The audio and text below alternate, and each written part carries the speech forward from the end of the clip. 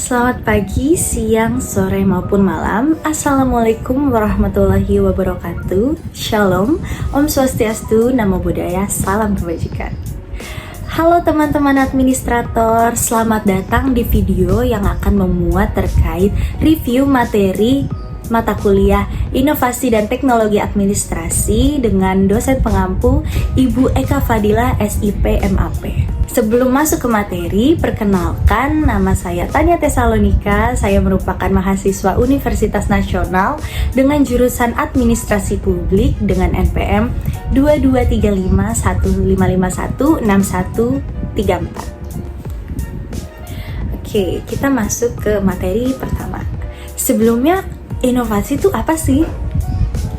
Jadi, inovasi berdasarkan pernyataan Everett M. Rogers dinyatakan sebagai gagasan, praktik, atau objek yang dianggap baru oleh individu maupun unit adopsi.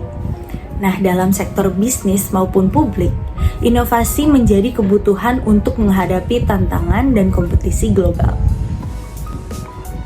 Nah, Peter Drucker mengidentifikasi beberapa sumber inovasi, baik itu dari dalam maupun dari luar organisasi, seperti perubahan struktur industri, kebutuhan proses, perubahan demografi, dan pengetahuan baru. Nah, inovasi dapat bersifat radikal atau inkremental, tergantung pada tingkat kebaharuannya. Radikal berarti benar-benar baru dan mengguncang sistem lama, sedangkan inkremental adalah peningkatan bertahap dari apa yang sudah ada. Jadi singkatnya, kalau radikal itu benar-benar inovasi yang baru aja ditemukan, sedangkan kalau inkremental itu pembaharuan atau improvement dari inovasi yang sudah ada ke inovasi yang lebih baik lagi, begitu.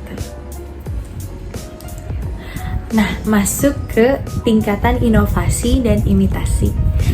Menurut Lin Suk Kim, dalam proses inovasi, suatu negara atau organisasi seringkali memulai dari imitasi, lalu meningkat ke inovasi, dan akhirnya mencapai kreasi, begitu.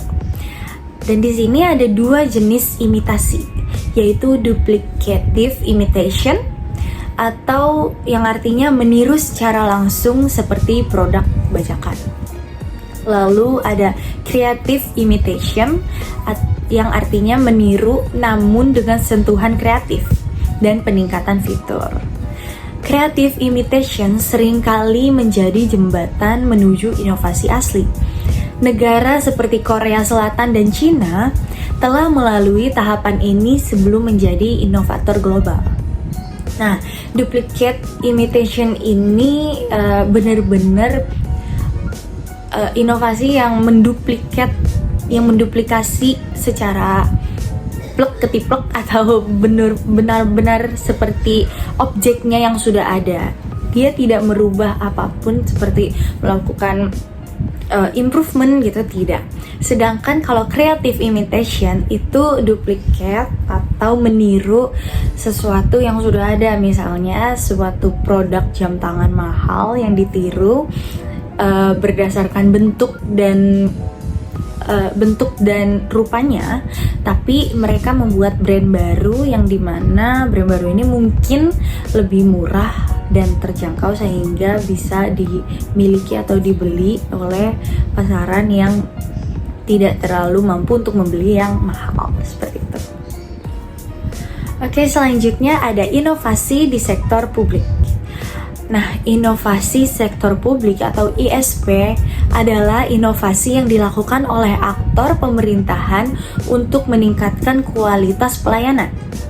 ISP atau inovasi sektor publik tidak sekedar penggunaan teknologi, tapi juga berkaitan dengan perubahan proses, sistem, dan pola pikir.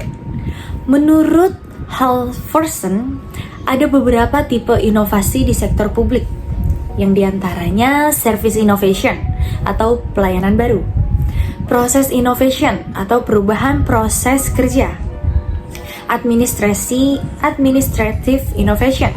Selanjutnya ada system innovation, conceptual innovation, dan radical change of rationality. Mengapa ISP penting? Karena masyarakat memiliki ekspektasi yang terus berkembang. Jadi pemerintah harus responsif dan efisien. Seperti itu. Oke, selanjutnya ada paradigma administrasi publik yang terus berkembang. Untuk teman-teman administrator pasti udah nggak asing lagi kan kalau mendengar paradigma administrasi publik, ya kan? Jadi aku akan menjelaskan yaitu paradigma administrasi publik yang dimulai dari old public administration. Lalu yang kedua itu ada new public management. Dan yang terakhir itu adalah new public service. Nah, new public service atau NPS dinilai paradigma yang paling sesuai dengan kebutuhan negara. Yang dimana NPS ini adalah pendekatan modern yang menempatkan warga sebagai mitra atau poin utama, bukan sekedar pelanggan. Prinsipnya dari NPS ini mencakup kolaborasi dan kepercayaan, kepentingan publik sebagai tanggung jawab bersama, akuntabilitas yang kompleks, dan pendekatan demokratis dan humanis. UN juga menekankan strategi inovasi seperti desentralisasi pelayanan, kemitraan, dan penggunaan teknologi. Oke, selanjutnya kita akan masuk ke materi yang menjadi materi terakhir yang dipaparkan oleh Ibu Eka Fadila sebelum kami, para mahasiswanya, melakukan ujian tengah semester. Materi apakah itu? Materi yang terakhir yang Bu Eka jelaskan adalah terkait good governance dan tantangan inovasi. Good governance itu apa sih? Good governance adalah tata kelola pemerintahan yang baik dan bertanggung jawab. Prinsip dari good governance sendiri mencakup partisipasi, transparansi, akuntabilitas, dan aturan hukum. Namun, tantangan dalam penerapan good governance di Indonesia ini cukup besar. Mulai dari rendahnya integritas pejabat, kondisi politik, sosial, ekonomi, hingga lemahnya sistem hukum.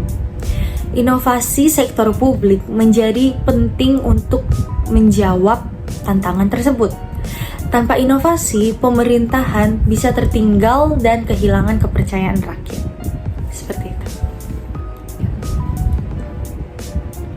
Oke teman-teman, itu dia keseluruhan materi yang sudah dipaparkan oleh Ibu Eka Fadila terkait mata kuliah Inovasi dan Teknologi Administrasi pertemuan 1 hingga pertemuan 7, yang kemudian saya resum untuk materi pembuatan video ini. Jadi demikianlah pemaparan materi kita pada hari ini terkait inovasi dalam administrasi publik. Semoga video ini dapat membantu kalian dalam memahami pentingnya inovasi, baik dari sisi teori maupun praktik. Terima kasih telah menyimak dan sampai jumpa di pertemuan selanjutnya. Bye-bye.